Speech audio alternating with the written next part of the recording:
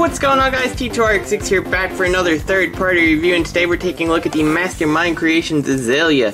And there's really almost nothing to say about this car mode. It is a car. These blades can be flipped so you can have the orange side up or down. You could peg them in on the legs if you wanted. There's really not a whole bunch to talk about. It doesn't roll, it's a hover car. You can see most of RC's parts. Yeah, you do get this little stand here.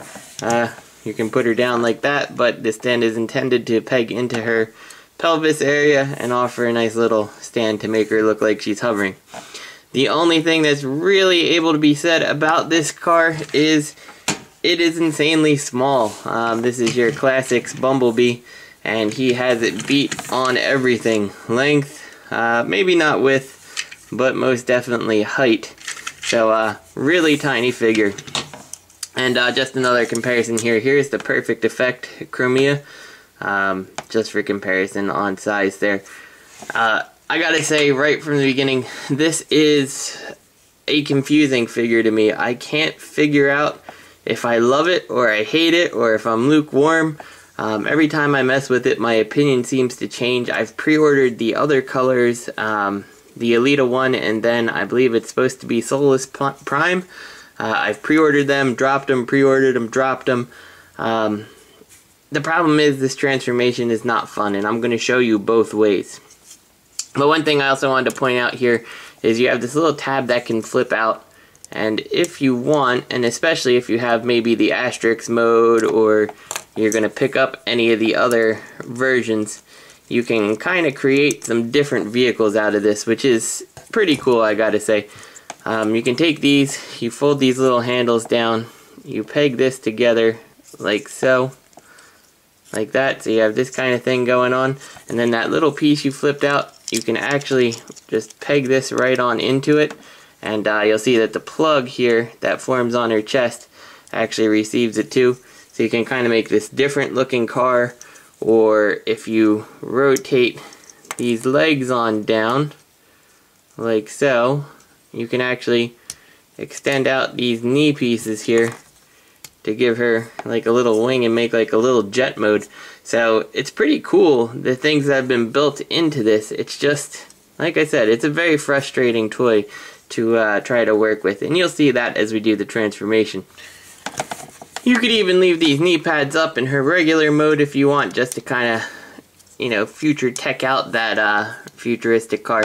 And if you do get the asterisk mode, which is TFCon exclusive, unfortunately I didn't pick it up. It has a really vibrant color scheme. These swords actually look great flipped up. I urge you to check out my friend Skullface's review of the asterisk mode. It's just a really stunning figure, but I will echo what he says. This is not worth anything more than the $60 price. Even at $75 for the asterisk, it starts getting a little bit high, but once you start going $100 or more, like, it's a complete rip-off for this thing. Yeah, and you'll see. It feels like it was a little bit rushed to get out in time, but yeah, you'll see the frustrations. So let's get this thing transformed. Enough gabbing about it. Let's actually take these guns off. And these guns are pretty cool with how they fold up. They do have a little handle that tucks away. So we'll just put them to the side. And we'll take these off too. Now what they tell you is you can transform it with these on, but it's really difficult. So even the instructions just say, just unpeg them. And it's totally easier that way. So we'll keep our little pile of parts over here as we have the core bot here.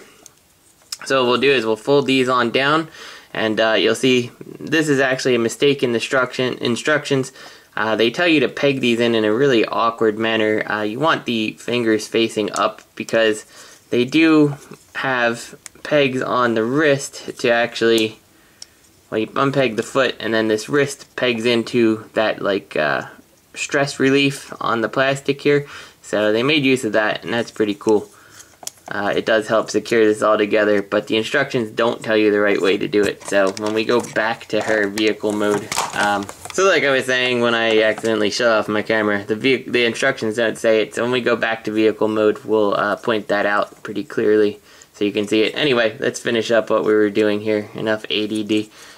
Fold the legs closed, fold the feet up like this.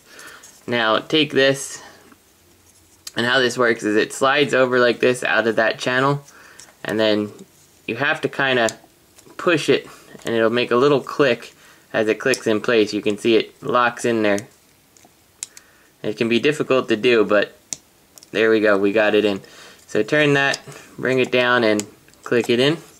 So you got her legs, and this comes to the first piece.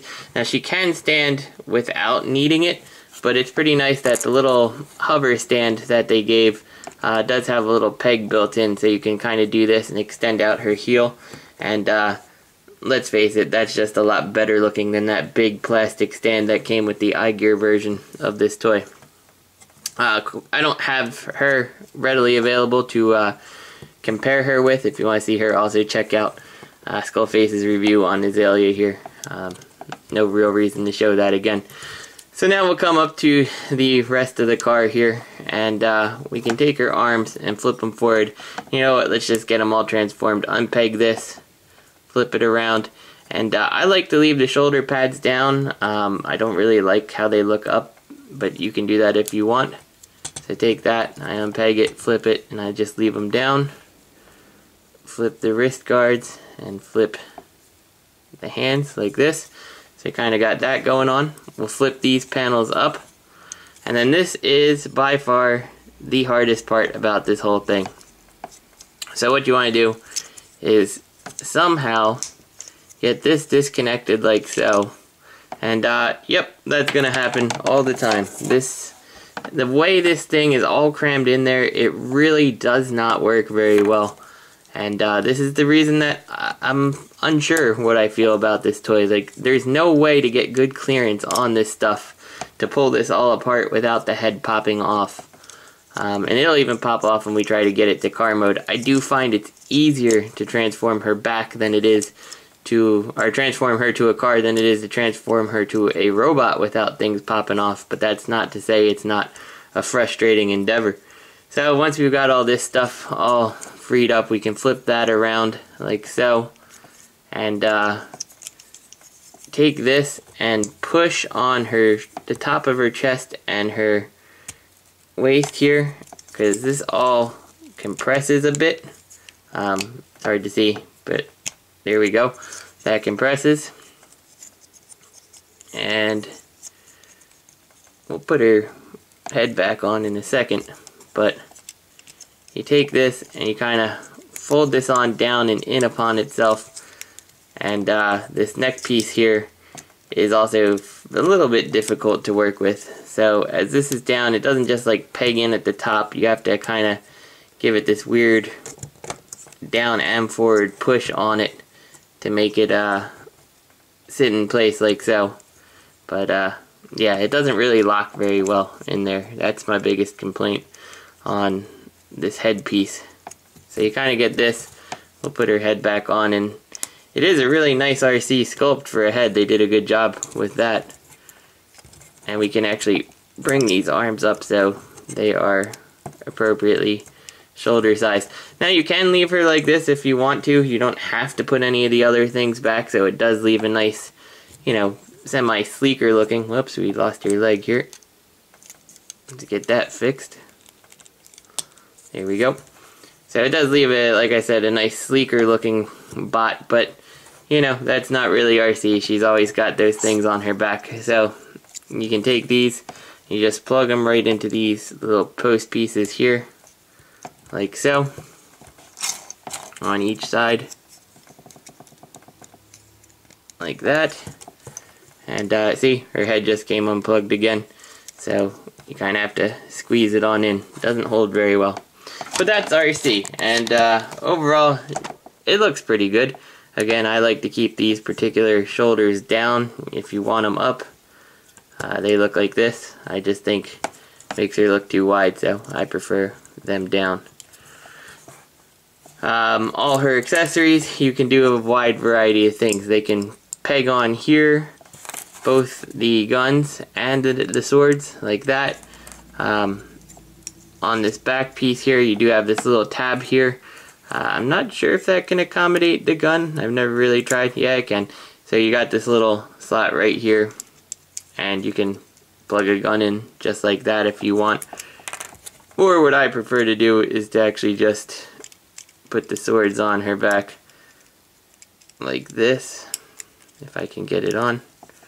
So you can have the swords hanging off her back. She does have a large variety of options for her accessories. Now when I first saw this figure, this butt flap kind of bothered me.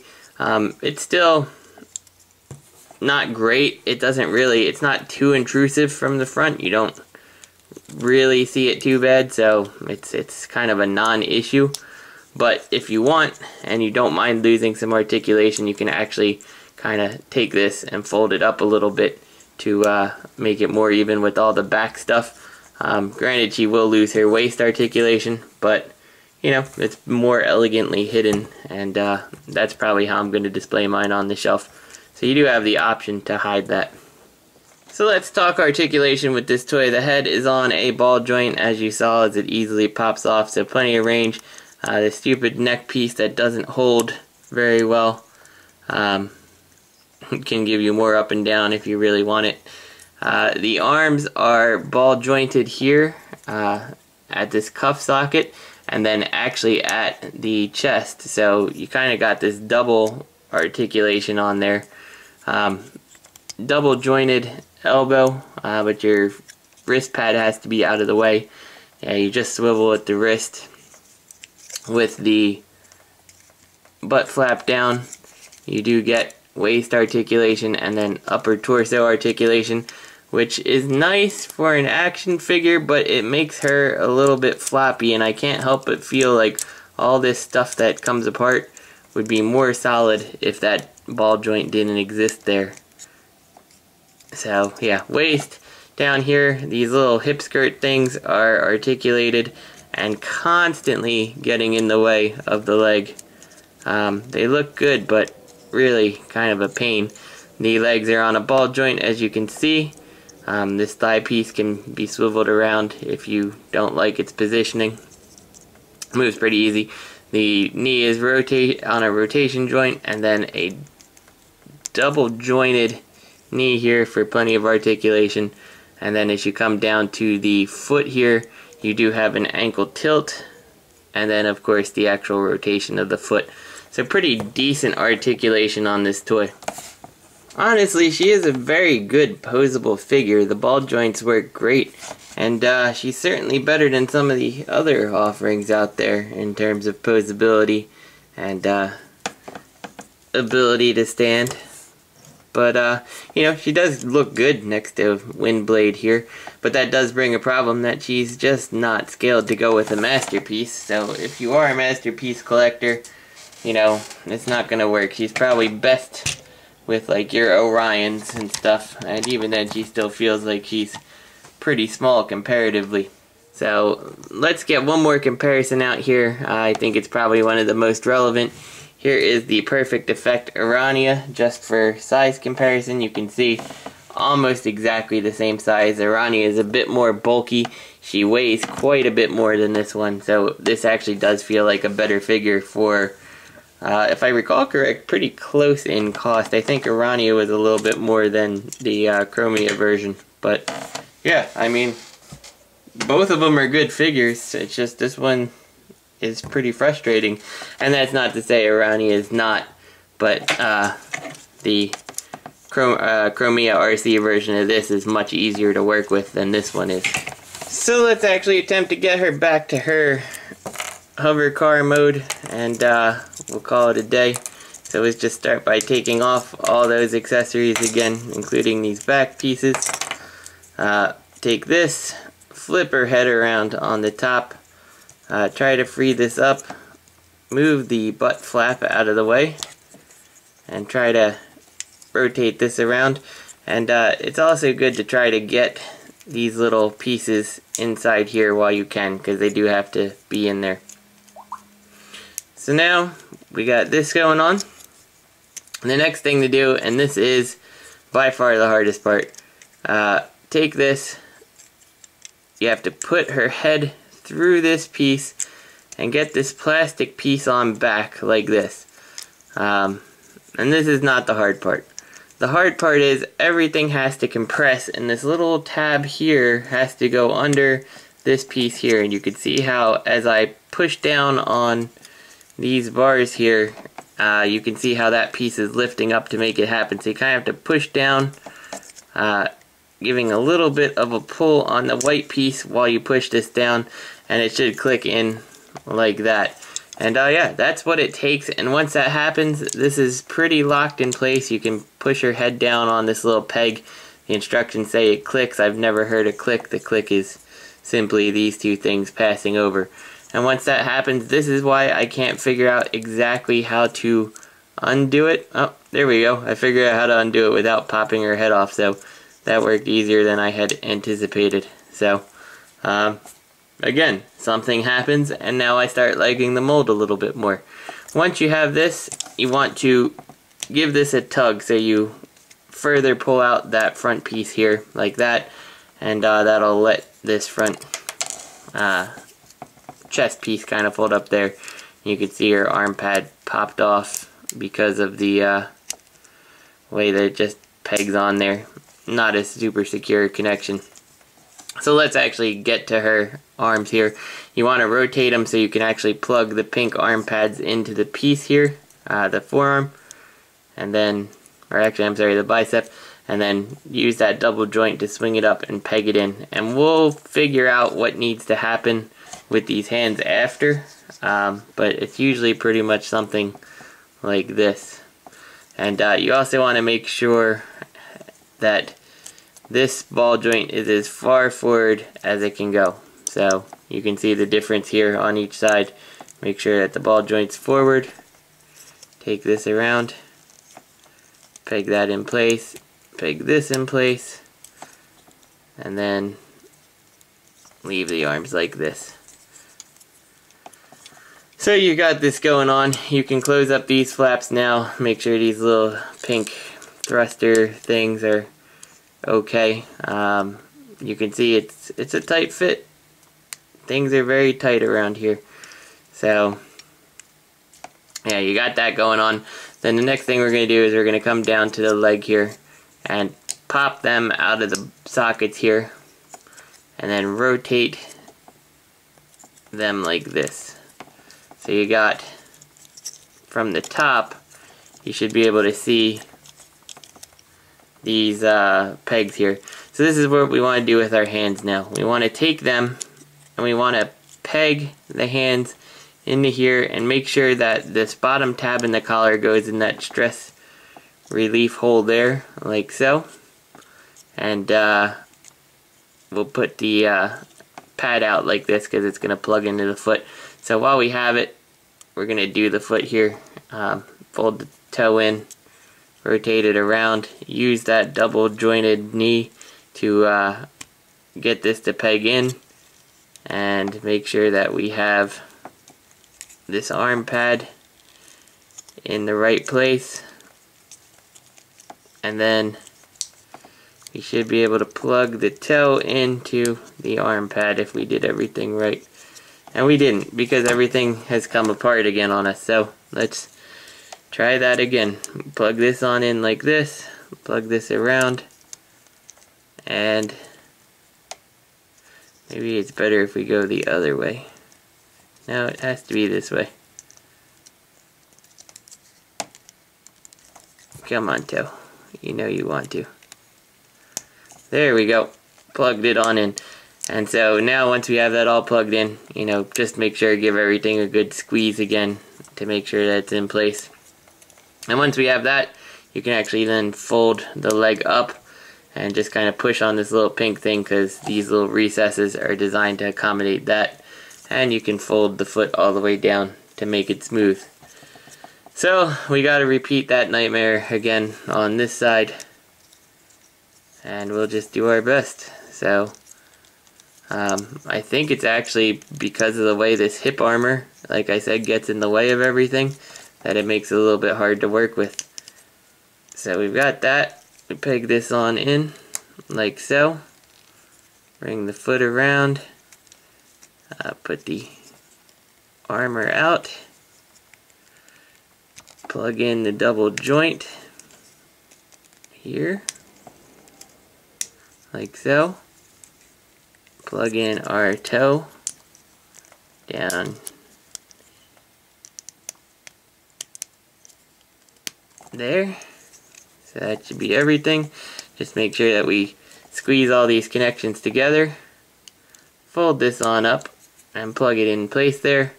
Fold the foot on down, and there we go. We've got her back in her vehicle mode. I give this a good little squeeze to make sure everything looks like it's in place. And from here, just kind of plug in these pieces here, and you kind of fold them down and around over the feet here. And they will plug in to the front of the car. You can see there's the little slots to accommodate that. So just get that all plugged in tightly. Repeat it again on this side.